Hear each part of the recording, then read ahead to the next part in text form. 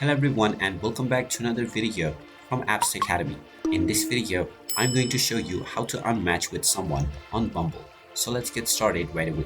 First of all, open up the Bumble application on your device. And if you haven't logged into your account already, proceed forward with your credentials or by using your Facebook or your phone number. Once you are logged in, you will be taken into the People menu, from which you can start matching with various different profiles. Now, if you wish to unmatch with any user, then you will be able to find their profile if you have already matched with them on the chats menu. So go ahead and tap on the profile with which you wish to unmatch. Once you find this profile, just scroll down, and once you scroll all the way, you will see the hide and report option as well as the unmatch and block option.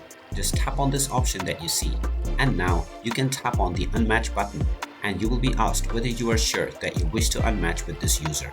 You will also be asked to provide a reason for unmatching with this user.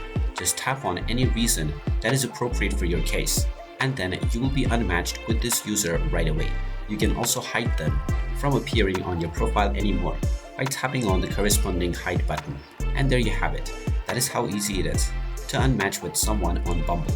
If you find this video helpful, make sure you hit that like button and subscribe to our channel if you haven't done so already.